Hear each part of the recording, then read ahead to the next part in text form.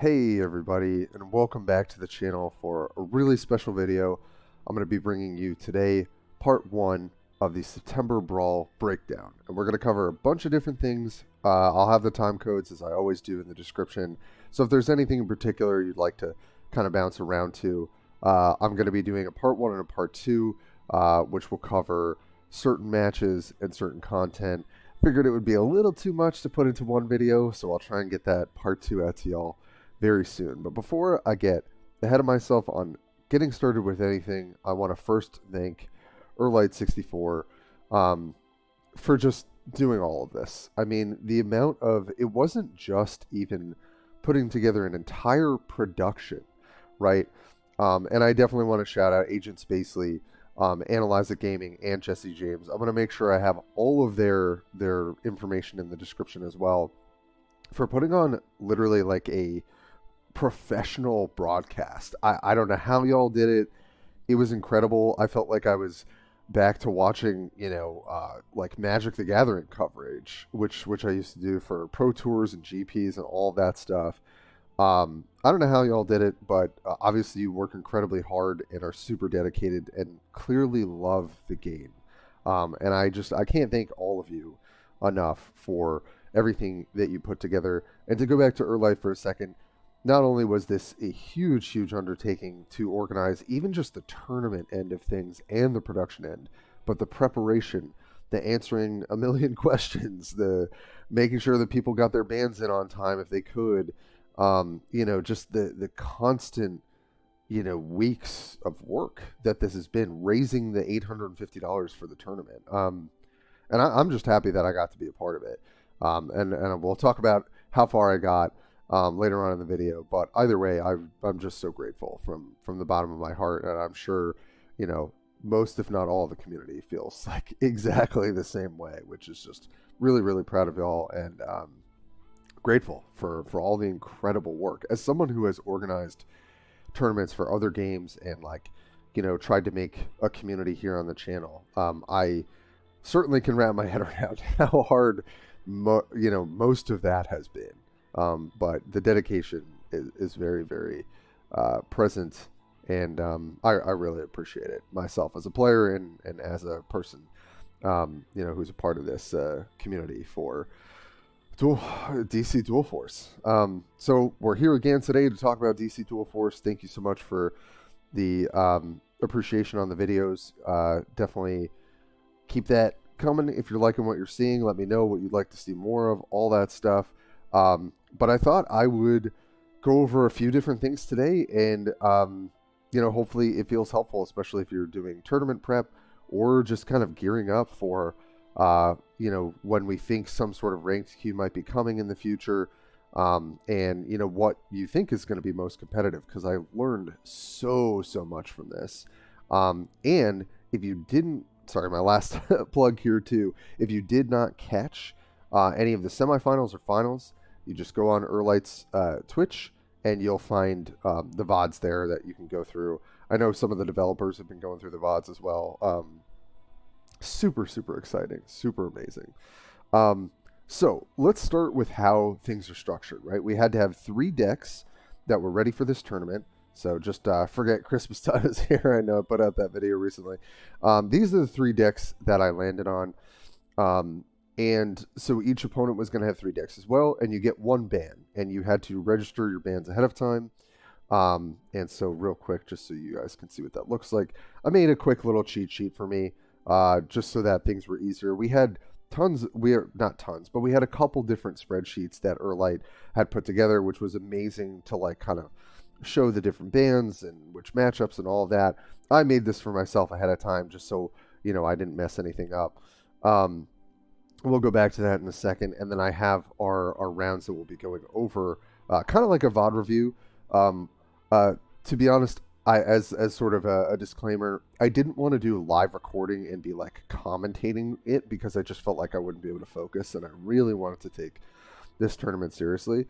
So I thought it would be better just going back and watching the VODs and speeding up the time a little bit, because obviously there's going to be some downtime here and there, and then just pausing and starting and stopping at certain points to explain, different thought processes and stuff like that, and really get a window, like I had said in my previous video, into kind of how I approach tournaments or card games in general.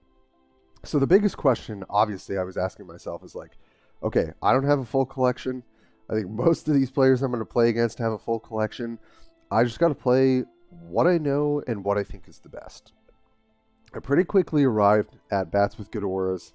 After I made that video, I just kept kind of seeing that particular combination of leaders pop up more and more. It just led me to believe, like, I know Constantine is really, really hard to fight against once it gets rolling. Batman and Zatanna just have a ton of card advantage, so kind of no matter what matchup you're into, you're able to really just keep applying pressure. You've got outs like Zatara at the end of the game, and you've just got access to quite a bit of just options between gadgets and magic spells. I kind of just left it up to me to make the best decisions I could with the deck. And lo and behold, I believe my Bats with Good Auras deck was banned at least once. I think it might have been twice, though, because people don't want to play against this combination. That's what I found out. So I think I got to play it once, or maybe I got to play it twice. It was definitely banned at least once, and we'll get into that. And I think with the cards that I had, I think I made a pretty solid deck that was straight from that last video. And I'll kind of talk about this deck at the end. High Rollers, I have not made a video on this deck yet. I will, just, I think people already know what this is. It's just, although I'd love to be playing Joker. If I had Joker, I'd probably be playing it over Harley. It's just Inmates High Roll. And I've been really happy with how the deck has performed. Yes, it has awkward draws here and there. I do think that that's the weakness. But this deck was banned. Oh, no, sorry. It was Zatanna. Batman was banned once. My Anarchy High Roll deck was banned twice. People did not want to play against it. I get it. I think it's really frustrating. It really just kind of runs away with games, and there's not much you can do when it high rolls. And when it low rolls, it's bad. But I think it's really hard for the deck to low roll because it just has... Really, its jailbreak just allows you to... If they clear something or they kill your early Clayface or Black Mask or something like that, you just have so many other kind of tribal synergies between the inmates and cards that set up inmates to be really powerful that it's really hard to disrupt. But so I knew it was going to be powerful. I was anticipating people banning it. I think people hate playing against the deck because it feels like, I would say, fairly pretty overtuned right now. You just have way too much ease, I think, in buffing your entire deck. Whether it's Penguin or Black Mask. Clayface, honestly, can get really crazy out of hand. I've had like 13 power Clayfaces on turn 3. But when you buff your entire board with Black Mask, or your entire board and your deck with Penguin, it feels like you're playing a different kind of game, honestly. Kind of similar to when Constantine goes off. You really have a hard time dealing with it. So these decks were the most banned, and Planets of the Sea was definitely the most played for me. And I kind of went in knowing this was going to be my weakest deck. I liked the combination. I couldn't find a mid-range combination that I liked more. Now that I've played a little bit more Hal and Wonder Woman and had more lanterns for it, now I'm kind of wondering if I would rather play that deck. But I just think that Aquaman actually has gone way up in my kind of power rankings of leaders because he scales well. And he just, when paired with the right leader, I think does a lot of work as a mid-range deck. I think he is somewhat of a better choice than Green Lantern. Although Green Lantern can have very explosive draws and has these like huge recruits, right? With all their buffs from the lanterns and everything. I think over time, Aquaman obviously is going to scale a bit better. So I ended up kind of coming away thinking that my deck was kind of weak, and then I watched like so many players in top 16 run this exact leader combination. So I know the deck lists were different. I knew I was not going to have an optimal build without a full collection, but it turns out this combination may be a lot more potent than I originally thought, and it did snag me some wins in the tournament. So I have to think that it's definitely pretty viable. Is it the best combo? Not really sure. Maybe Lex is better um, to pair with Aquaman, or maybe there's a better mid-range leader to pair with Ivy. But the synergy was there, and I felt like it was solid enough to run. So that's kind of how I arrived at those decks. Um, I don't have Joker to pair with stuff. I could have looked at maybe a more heavy control version with Zatanna and Lex, but I knew I wanted to play at least one Batman deck, and surprise, surprise, and we'll do a little bit of an analysis in another video. Batman was definitely one of the most picked leaders by far. So, and I don't have Shazam, I don't have Green Arrow, which I'm sure Shazam would have been in my lineup if I had wanted to, buy the Shazam packs and do that. And maybe I will, but I know we have crafting, coming at some point. So anyway, let me not get too carried away. Those are my deck choices. Let's look at my band choices before we get into the games. So round one, I was against Patches. Their lineup was Aquaman, Hal, Zatanna, Ivy, Batman, Joker. I felt like Aquaman, Hal was just, it was going to be another mid-range deck. And I felt like whether I was playing any of my three decks, I felt like, okay, that should be just a fine skill matchup. Zatanna, Ivy, definitely one of the better control decks, right? Our Magic the Gathering deck that we named it. And it is pretty scary, but I think Batman Joker just has a lot of explosiveness to it, and I felt like they could probably beat my high roller deck, and they could probably beat my mid-range deck, because if you get firepower going with Batman and Joker, they're not only going to clear the board, but they're going to really just oppressively, put a lot of damage on your leaders. And I just felt like, okay, I've played against Aquaman and Hal, I've played against Zatanna, Ivy. I have not played much against Batman Joker, and it seems pretty powerful. So we're going to go over round one and round two today. I have those videos queued up here. We'll talk about round three, and then what comes after that in another video, just to keep things short. So yeah, I'll talk about round two when we get there. But those are the bands that I chose, and I definitely stand by them. I felt like those are pretty solid picks. So let's just get into the games, and yes, they're going to be a little bit sped up, just to make things a little easier for y'all. All right, so here we are at game one. We'll have some music playing in the background. So I was looking at this hand. Shadow's Blade was something that I liked playing in the deck, but definitely not something I want to see early. And I really love running Riddler as just card advantage, and it's a 2/4 body, so it's usually a little harder to clear. So I really like just having that as your opener in a deck like this. So I'm pretty happy with this hand. We even get a bronze card that's obviously easily playable, very easily clearable from the opponent. That's potentially why they chose it. But we have a really nice follow-up here. So I've got a couple options, but I think mostly we just want to pressure Zatanna. We know Pyromancy could be coming down, but, Antiope is a good answer. And then we'll play the 3/1 Evasive Hunter card that no one runs in their deck. Just to put down as much pressure. I could have thought about playing Crypto instead. But in my mind, I was like, I'd rather save Crypto for later, maybe sacrifice it to Ritual. And they gave us Miss Martian, which I was pretty happy about. I'm sure Patches had a tough choice there, but I was like, oh, great. I can play Crypto, bounce it back to my hand. Maybe I reset Joke or Riddler if they deal damage here. And I knew that they would be advantaged in this matchup. I mean, I think that control deck can deal with what we're doing pretty well. And then this was an interesting moment. So they polymorph into this Fury card, and definitely pretty annoying, but it was one of the things where I was like, okay, I might be able to actually take advantage of this polymorph. So we draw a Clark Kent, really bad draw later on, and it's a card I don't think I would play anymore. Yes, you'll see it has an impact in a few of the games that I play, but I think it's just such a weak draw later on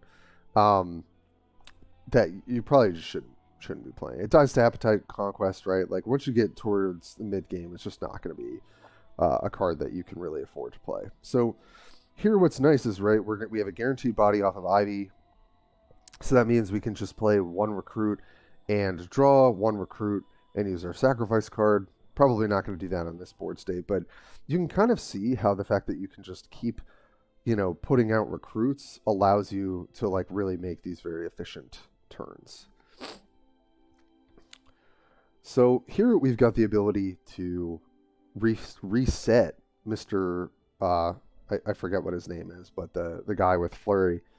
So here I think I'm just thinking about what's going to be the best way to keep up pressure, right? Playing my Ivy token, yes. We can clear Timothy here, which is good because we do want to clear him. We can play Miss Martian and bounce the Flurry card, which will actually be a decent play, and we can either replay, but I think I decided to go with Clark here, hoping that's going to survive. And I don't know. I think it's close. I think playing the Flurry card would have also made a lot of sense because it's a lot harder to kill. But I'm kind of taking the opportunity here and saying, okay, hoping you don't have a Pyromancy. They do have the Earthquake, right? Clears the whole board, which is very good. But I'm basically saying, look, if you don't have an answer, I'm going to beat you with Superman. So I think I stand by that play. In this matchup, you just really feel the pressure of like, I have to keep applying pressure or I will lose momentum. And then this was a perfect answer. So Zatanna, Ivy, they get the full clear there. That's exactly what you want to be doing. So Patch is just making quick work of our ability to do this. However, we've got Aquaman activation and we've got plenty of other things to do. Are they that powerful? No. But Hippolyta off the top was such a good draw, so we could just play out our recruits, buff them so the angler can start buffing itself at the very least, and then putting +1/+1 on the Flurry card is not a bad one. So here I'm feeling like, okay, they cleared my whole board, but I've got a really good reset. I've got the angler that they have to deal with, but now they're on double activation turn, and there's just a lot of ways that they can chip away at my board resetting. So I'm definitely feeling pretty decent in this position, but I wouldn't say that I was feeling so confident. Another polymorph on the angler to turn it into a bug was so good, so good. And then the Mark of Cain, just two, so one free answer, one silver answer, play an Ivy that we have to break through. Excellent turn for them. They just answered everything super well. So yeah, Patches just utilizing the card advantage and some good positioning, definitely with the Ivy plant here, to really stop us from pushing through. So here I'm thinking about, okay, this thing is useless. I'm probably just going to ritual this to kill the plant so that I could just keep pushing damage and try and close out and kill Zatanna. But also I don't want the Ivy plant to stay on the board, so definitely a lot of choices. But we've also got Crypto. So Crypto could maybe give a shield to Hippolytana, I forget her name. Maybe kill the Ivy.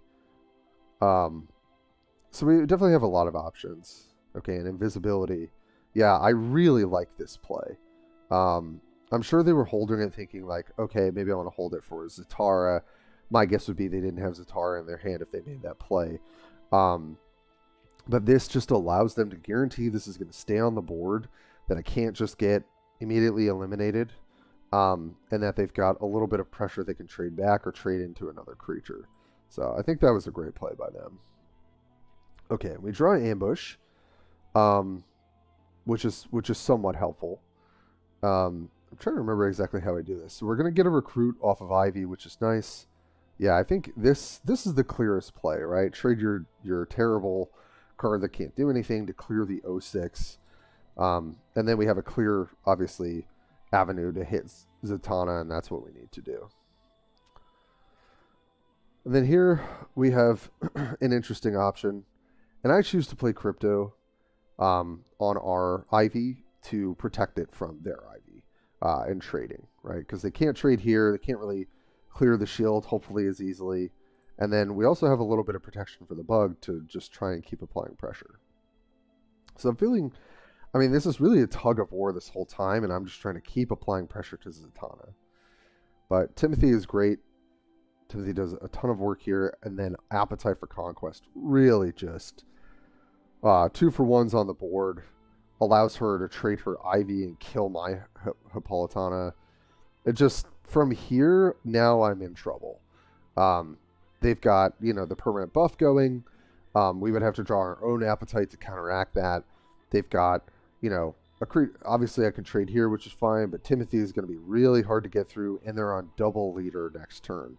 And I have no leader ability this turn. So we're definitely in a lot of trouble here, but Wonder Woman was definitely a draw, you know, something that can maybe help us pressure in some sort of way. Play it in the back row, but I think I choose to go Throne of Atlantis just to see what I hit, I believe. Kind of see what options I get. And then I'm sort of thinking, okay, well, so one squid is completely negated because of Appetite. So that was pretty rough. And then do I play Shark and try and buff it? Do I try and set up a board? And I just kind of go, no. I think I just want to play Wonder Woman, who can hopefully clear Timothy the following turn, give +2 to Aquaman, and just, you know, he'll be able to clear Timothy himself the following turn. But I really don't like my position here, right? I've basically done an insanely weak turn. I do have double activation next turn, but if they get ahead this turn, it's going to be really, really hard for me to close things out. We're still up on life total, which is good because we've been applying pressure the entire game. They've been on the defensive. But, you know, again, you don't want to just be sitting back while Zatanna and Ivy are gaining advantages. And then there's the Zatara and the Smoke and Mirrors. So it's pretty much at this point the game is basically over. Obviously one of the best things you can do with the deck to close things out. Got the Polymorph on top of it to take off the aura, and yep, there it is. 14 damage to both.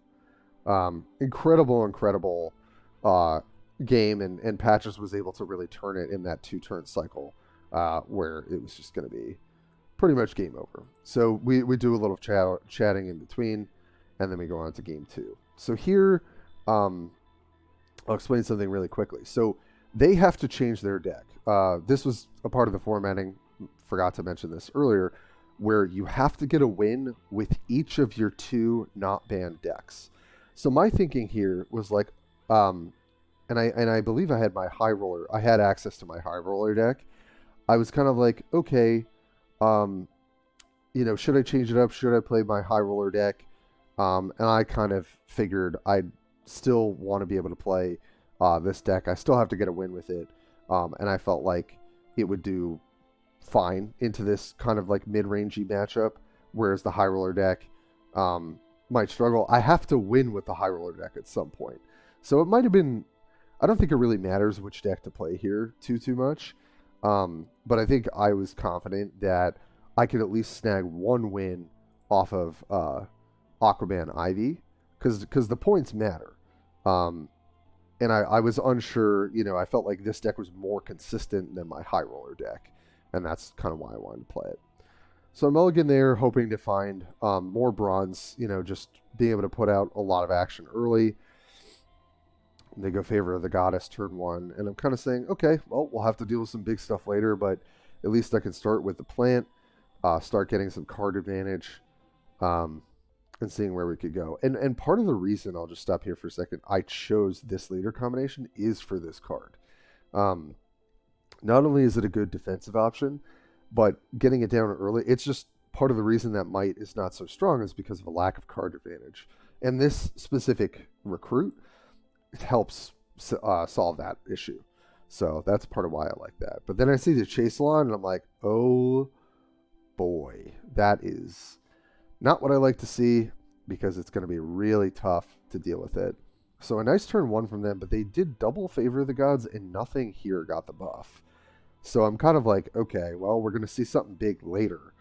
And just trying to figure out a way to do my best to clear and just, get my own board set up. So here I think I'm pretty much just going to go, okay, how do I protect my plant? Demos, making Simon a little less effective, and just trying to, get my board rolling, because they're going to have double activation next turn, and we're going to start, trading from there on. So they've got +4/+4 spread in their hand, potentially across 2 different recruits. So I'm kind of sitting here feeling pretty fine so far, because we've answered their board with our own board presence. Kind of thinking about, okay, do I want to play Mercy next turn and sort of jam up their hand on the turn that they're going to have double leader activation? Do I want to play the Hippolytana, the 4/5 that gives everything +1/+1? That all just depends on what they're able to clear this turn. So obviously they have a pretty good attack with Simon, but everything else is kind of bad. And then there's the 7/10 John Stewart that comes down and ruins my day a bit. I think they end up going for the plant here. Definitely a good play from Patches. Just clear that out, stop me from drawing cards. Yep. And then now things are looking pretty scary, because how am I going to deal with this John Stewart, right? I don't have any answers in my hand right now. They've set up a nice defense. They've got double activation next turn. But we draw Shadow Blade off the top, which was an excellent draw. And here I'm thinking, okay, let's make a sea creature. Let's play maybe Hippolytana or Mercy Graves, and let's just Shadow Blade on something to kill John Stewart. So that worked out pretty well. Really good top deck there. And I think with this amount of recruits, I end up going with Hippolyta is what her name is, the Queen. Because I'm like, all right, well, I've got a pretty decent board. Let me just get rid of Superman Robot. And now we've kind of answered some of their threats. They probably were not expecting ambush. I think Patches told me later he forgot that I was running that in the list. So maybe he would have made a different decision. But this is an excellent turn from them anyway. They get Whale, which honestly is really obnoxious to deal with. And just, scales later. They have their own Queen to answer ours.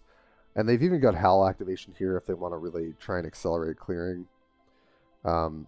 They've got just a pretty straight shot to kill this, and then trade Chaselon for the 8/3. And I believe that's what they do, unless they clear with Howl.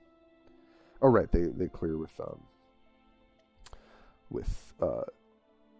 Aquaman first. Yep. That works out pretty well, and then they clear with Chase. Oh, no, they clear with, yeah. Yeah, so just really, really tough turn for me, right? They got double activation. They've got 3 pretty healthy units. They've cleared 3 of our units, and we've only got 1 activation this turn. But now we can start to build back up, right? Because it's going to take them 3 more turns to ramp up. So here I just go, okay, we're only playing 1 Mercy Graves this turn, just to kind of slow them down, and we can make a unit, and then maybe next turn, Friends in High Places for Superman, and throw that down and hope that that's going to be enough. And then we get to kill Chase, which I think is like pretty important. So, and we don't have any other good attacks there, so that's why we do that. One of the things I love about this deck too is Friends in High Places fetching Superman. It's just like such an obnoxious card to deal with, and when you guarantee it, it's awesome. But then, as you can see, great place to pause. I wasn't even intending to. Charge your leaders twice, and I just go, all right, well, that's going to be pretty good. So they just go back-to-back double turns with Aquaman. And then I start to think, okay, maybe I should be playing that deck or playing that card in my deck if I end up building it. So they get full clear here. Don't even have to activate Howl, so they could just have it. Indoctrinate I've really loved too, so we've got that. But here I'm basically like, okay, I could play out my my Hugo and my Mercy. How good is that? Not really. I think I just have to go get Superman. And I think that's what I end up doing here. Yep, I'm just like, okay, I just got to get Superman. And I'm counting here how much damage they have, right? So 7 plus 4 is 11. Superman's going to be an 11/11. So they would have to use leader ability, maybe to pop the shield off, and then trade their entire board into it to clear it. So I basically say, all right, that's probably my best shot, is just trying to use Superman as a way to clear their entire board and then trying to come back after that. And that's what I end up doing here. I think it was probably the best play I could make. I mean, I kind of said, if they have any answer to Superman, we're just dead. But if they trade their entire board into this, maybe I can rebuild, because I'll have double activation the following turn. And that might be enough to really kind of claw back into the game. But that Charger Leaders Twice card, the just Dual Force card, was insane. That just getting another whale and buffing the whale that they already have, and getting to clear stuff was awesome. So they take this turn to try and find some, card advantage and see if there's any other options. But I'm guessing because they're taking their time here that they're realizing what I'm realizing, which is that they have to clear their entire board to clear Superman. And if they don't, right, then obviously I'm going to clear their queen and then kill and one-shot Hal with Superman. So I think they, Patches realizes what I was trying to go for here, and just, I believe he ends up committing, to try and pop everything off.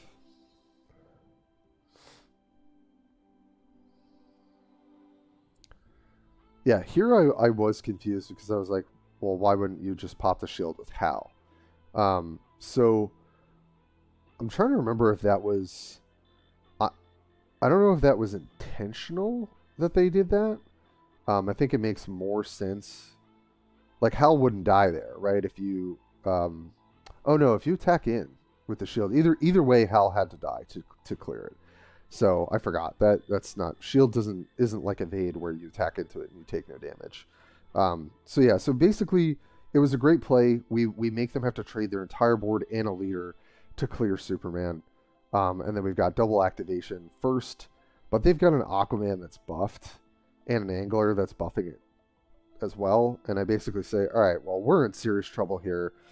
And I'm going to pause here for a second. I think this was a misplay.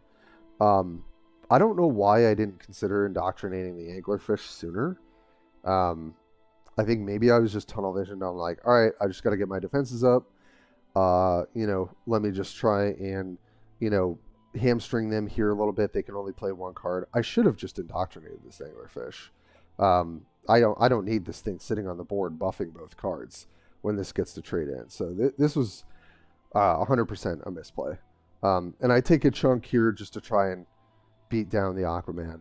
And then they get Hunter Killer Shark off of Aquaman, and I'm like, oh boy, we are in some serious trouble. Everything is going to get buffed. Probably whatever they play is going to get buffed. Yeah. So this looks definitely different. If this card is not here and we only have our 5/6, right? They can only clear it with Aquaman.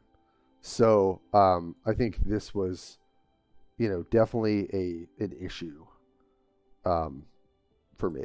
All right, and then we've got Culling here, which only hits 4 power or less. This will clear most of my board, but do nothing into their board. So obviously a really bad draw. And then I'm like, oh shoot. So on paper, I think indoctrinating this last turn was probably the correct play. But it ends up working out that I have to indoctrinate Hunter Killer Shark. So I don't know, part of it. But the thing is, if this was not here, then I would be able to attack and kill Hunter Killer Shark if it spawned in the same place with the squid. So it's 6 of one, half a dozen of the other. I think either way, on paper, I think I made that pretty big play mistake. I have to trade my entire board to clear Aquaman. And then I basically have to go, all right, I'm going to indoctrinate your shark. And play Hugo, which is going to get cleared pretty easily. And then my Aquaman is dead. So it's going to be pretty hard to come back. Calling is literally useless at this point. And I think this next turn, I forget what they play out here. Kilowog, yep. It's like a fine turn because I haven't really done anything. They get to kill my Aquaman. And we've got Poison Ivy activation, but pretty much at this point, I'm like, all right, not much else. And we've got Steve, which doesn't do much. And that ends up being the end of the game. They get the Seahorse to close it out. GG's. So Patches, great match, great player. And I'll kind of go back to it later, but like extremely sportsmanlike. Really just seems like a great person all around, and great person to have in the community. So that was GG's. I lost 0-2. I'm feeling pretty bad, to be honest. I'm like, oh great, I started off my first tournament 0-2, which when I used to play Magic competitive events, oh my god, that used to happen all the time. I feel like I always lost round 1 or round 2, and then I would have to climb back after that. So not feeling great, but I'm like, look, it is what it is. The games were good. I think I made that one misplay that probably would have affected the game. But overall, it was a great match. And so we start off not doing too well. So then we're going into round 2, which will be the last match we cover today, and then we'll close it out against Splendor. And Splender's bringing Aquaman, Batman, Wonder Woman, Cyborg, and Harley Flash. I think my ban here was maybe off the mark a little bit. I just kind of perceived like, I don't really want to play against Batman. I think it's going to be problematic. I basically was like, I'm going to ban Batman or Joker most of the time, because I feel like Joker is super, super powerful with a lot of different cards. And so is Batman. Like, they're just really good, solid card advantage, like explosive at times leaders. So I'm like, Aquaman, Batman's pretty scary. Wonder Woman, Cyborg, not really scared of Cyborg. Don't really think, he's that great of a leader. Wonder Woman, was nerfed. She's fine still. And then I probably should have considered Harley Flash a little bit more, but I was kind of convinced, like, okay, I played Harley Flash. I know how strong it is. I know how to play around it and play with it. I think I've got, 2 decks that should be fine. And I forget exactly what Splendor bans, but I think they banned Harley Joker. Or sorry, Harley Lex. So I opened with my Batman Zatanna deck, which I think is just one of my favorite decks. And I'm feeling pretty good about how that's going to go. Because I'm like, okay, this is an aggro deck. Bad hand, got to pitch it all back. But I feel like the matchup's pretty good. And then we draw a great hand. So three bronzes is definitely what you want to see. And I don't know that many people are playing this card, and maybe I'm wrong. The reason I really like Stargirl with Zatanna specifically is that it allows you, if it survives, right? That's obviously the caveat here. It allows you to play more bronze spells that you get with Zatanna. Because what I find is, like, obviously the free spells I think are the most powerful. Obviously they combo really well with Constantine. But I think if Stargirl is able to live, and then it's like, oh, I'd love to take a Hex here, or I'd love to take the deal 1 through 5 damage here to try and remove something. But I can't because I'm kind of choked up on resources, right? But having that extra bronze kind of makes a difference. So that's kind of why I'm playing this card. I didn't really see many other people playing it. So maybe I'm off the mark here, but that was kind of my thinking for putting that in the list. So yeah, basically knowing I'm going to have to try and stabilize it into the mid and late game. But just hoping that Stargirl, doesn't get cleared here, and that we can get a bit of a benefit, because we're going to draw an extra card off of our, I forget what this is called, the gadget seeking card. So I'm thinking that that's going to be good. Oops, sorry, let me change this to 1.5. But of course they they clear it with Energy Blast, and I'm like, shoot, okay. So here I'm like, okay, nothing really to Crystal Blast. Let's get Utility Belt. Let's get Batarang, definitely. And then let's play Arkham Guard. I don't know that I saw many people playing this, and maybe that's just because also Batman was banned in so many matchups. But I've just liked Arkham Guard into Arkham Inmate strategies and just like aggressive strategies. Also, pretty much, most of the control decks are playing Lex as well, so you get a little bit of a buff there. And it's just a big body that they have to deal with. Now, I play this knowing that they can clear it with Harley activation of 1 attack of Flash, but that takes up a lot of their pressure on any other units we would want to play after that, because that's the strength of this deck, is they can clear small things very easily because you've got Harley and Flash and essentially 3 attacks on each leader turn. They have a nice turn 2, able to deal some damage to Batman. That's probably who they're going to go for first. And it makes sense they just clear out the guard here. Definitely what I would have done as well. But it nets us some health and does a little bit damage to their leaders. So, although we don't have Batman activation, first thing we just start with Zatanna. And I am going to save the Batman. I know that there's a risk that they can exhaust again, and then I won't be able to attack again, but I'm not so far behind that I need to spend it because I'd rather him be a recruit that can attack something. So here, right, we get off Polymorph, Smoke and Mirrors, and Cryokinesis. Obviously, we're not on a silver turn, or are we? I forget if we are. We might be. Smoke and Mirrors isn't going to do a ton. I'm kind of thinking about, okay, I could, Smoke and Mirrors Amethyst, but I think I end up going with Polymorph here because it is free, and I can use it on Amygdala here, and maybe shrink him into something a little less sizable. Yeah, so that's what I end up doing. And I think I just really want to go Batwing, Nightwing, or is it Batwing? And then Amethyst, and then maybe Batarang and Polymorph. So yeah, go there. Bandage is nice as well. Yeah, here I'm like, okay, I should just Polymorph first, see what we hit. And we hit a 3-1. Imagine if I had not stopped myself from doing that. So, yeah. Oh, right, because I've got the Batarang. I was like, wait, why am I not doing that? Yeah, so even though I'm not putting... I could have put a damage here, but I'm kind of saying, like, all right, maybe if they don't want to trade here, like, let me put a little bit of pressure on Mr. Freeze, because I can kill him with, Lightning Strike or something like that. So I'm feeling pretty good here. We also got to heal Batman off the bandage we got off of Batwing. So we've got a 5/5 Batwing, and it's definitely going to be somewhat hard for them to clear. But then they play Captain Cold, and I'm like, ugh, that's so annoying. And I assume they're playing this front row because they know they can't protect it.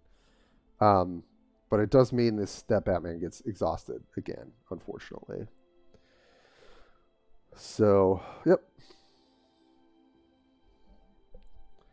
And part of me wonders why Splendor didn't put Captain Cold back here, right? And then put the bug in front, right? Because I do have the answer to it in my hand, but I think on paper, not knowing what my hand is, Captain Cold should always be in your back row and then put a unit in front of it if you can. I sort of assume they didn't have another recruit, and that's why they didn't play it. But we draw another Batwing, which is just like amazing, right? They're both going to get buffed. They're going to get super huge. And I pull the trigger on Batman as well because I'm like, all right, let's just get some gadgets. And I put the 1 damage here, as you might anticipate, because Lightning Strike in the middle here will just clear the entire row, which is just incredible. But I put the -2, -0 because I'm like, all right, let's just get our Batwings huge. And then we're going to have a huge Batmobile the following turn. Yeah, and here I'm evaluating who I should kill. And I'm like, well, Flash has potentially more influence, but at this point I've got huge units. Let me just make sure we take out Harley to make sure that they're not going to be able to draw extra cards if somehow they're able to answer both of these. Whack-A-Man could answer this one, but they'd have to hit the 50-50 shot. But Iris West is very good. So here I recognize, and then Tornado is not a bad follow-up either. This is kind of a perfect answer. So they've got 7 damage worth of abilities, potentially 10 if they activate Harley, right? But 10's not going to clear both. So I know that probably the 7/7 is going to die. I think Splendor ends up doing something differently, if I'm not mistaken.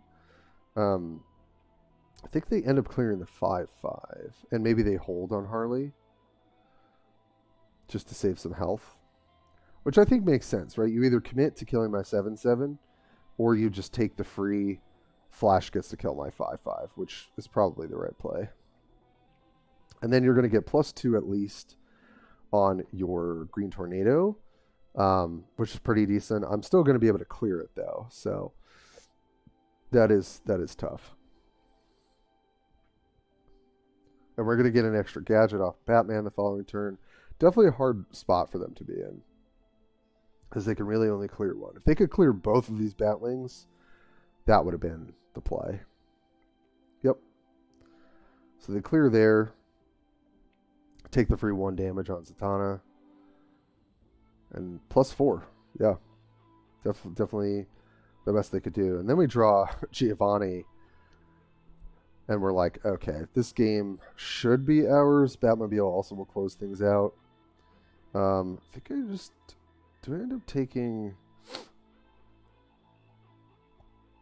If I take the Ready Another Recruit, I think I just kill the Chronokinesis. I get to kill Harley here.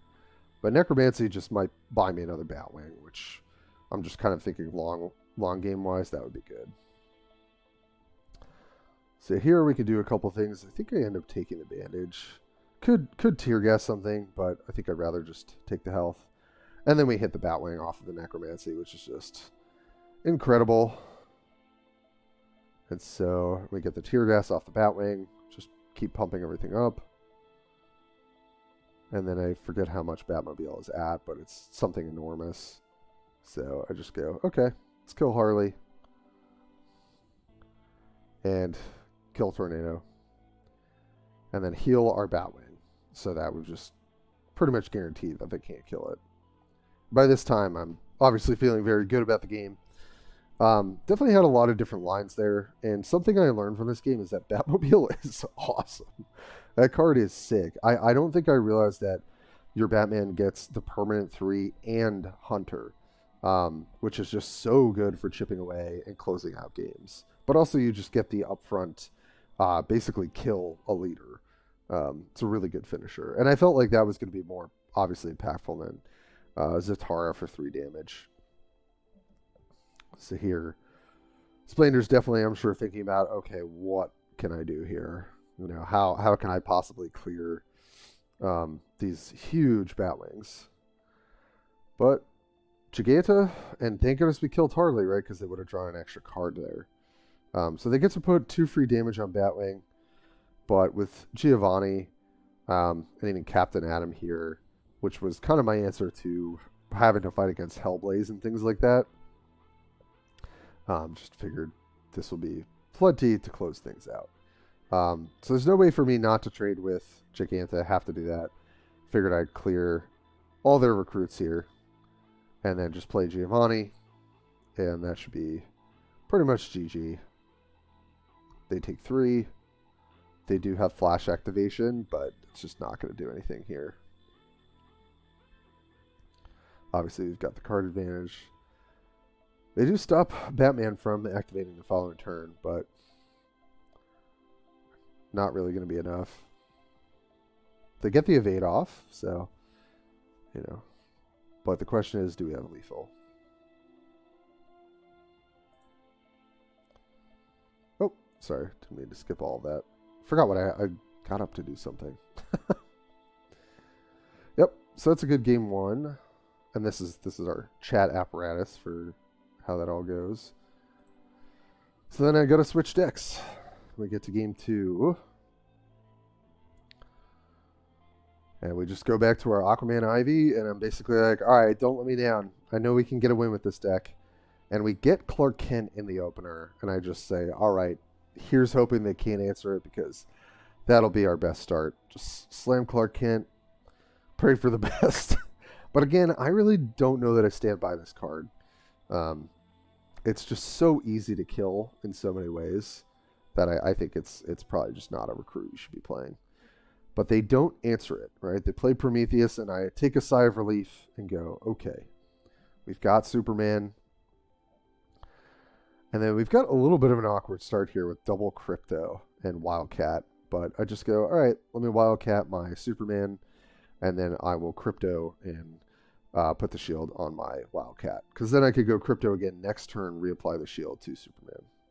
So not able to clear Prometheus, obviously, because Superman is exhausted on the turn he transforms. And I thought this was an interesting combination. Wonder Woman, Black Adam, and that was my mistake. I had Cyborg on the list. I'm not really sure why I put that there, but I realized it was Black Adam. I'll just say now, I think Black Adam is probably my least favorite leader at the moment. I think he is probably one of the weakest, if not the weakest. There are decks, and I think maybe with the introduction of Black Beetle and some of the new Blue Beetle cards, that he'll be better. But I think right now I would rather play like Doomsday or just some other kind of beefier, more active, like mid-range leader. I just think he doesn't do enough. So here they've got a decent turn. They're able to clear and get rid of Crypto. Interesting that they didn't want to clear Wildcat, which they could have if they wanted to put some damage on their Prometheus. Pretty happy to see Plant here. But also now I'm like, I really want to get this flex off the board. So I forget exactly how I end up doing this. I know I have to clear Prometheus there. And then I say, okay, got to take the trade on Hugo. Now, what do I do? And I think I just leave flex and say, there's not much I can do about that. But I'm pretty sure I play Ivy in front of Aquaman just to draw a card. But yeah, we'll go with the shield there. Go with Ivy in the middle. And so this Superman is still just a threat on the board. Yeah. And the Splendor ends up conceding. I get it. I think that it would have been good to play the game out. They messaged me afterwards and were like, oh man, you had recruit on turn 1. I had no answer to that. And definitely understand the frustration there. Like I said, I don't actually think it's a good card. Obviously, in that context, it is. But I think most leaders are able to clear it. You have to fight through Demos. You have to fight through Pyromancy potentially. Batarang. Like there's so many things that clear it. But when it goes off, it's hard to deal with, right? A 6/6 shield that's attacking on the 3rd turn is pretty rough. And then we had double Crypto to keep applying that. So yeah, sorry, that second match ends up going pretty quickly because game 2, I couldn't remember exactly when they conceded, but I get it, and Splendor, I think later on was saying they felt like they maybe would have made different deck choices in hindsight, and that I don't know that I would have made different deck choices, but I probably would have made different card choices for sure. I ended up being pretty happy with my list, but that's why tournaments like this are there's pressure around it, but it's also just, you got to take it as a learning experience. At least that's my attitude towards it. Like, you're going to lose games. You're going to be like, oh man, I should be playing that card. You're going to make play mistakes. It happens. I definitely did as we were talking about it. And just take it as a learning experience and come back and be stronger all the more for it. So yeah, that's what we're going to go over for today, folks. I hope it was helpful to kind of see like the whole process of it, and do a little bit of the VOD review. So we covered kind of like the formatting, the deck choices, the bans. We covered both rounds 1 and round 2, so I end up being 1-1 here in the bracket. And then I get paired against Zapruto for the last game, who is 2-0, having beaten Patches and having beaten Splendor. So I know that I have to win to have a shot. So that's what we're going to cover in the next video. Thank you so much for coming by. I hope that this is a learning experience for y'all as well. I had a ton of fun doing this and really challenging myself to play the game at a higher level, analyze the game at a higher level. And I hope that it's been helpful to y'all. So I will catch you next time. Thanks.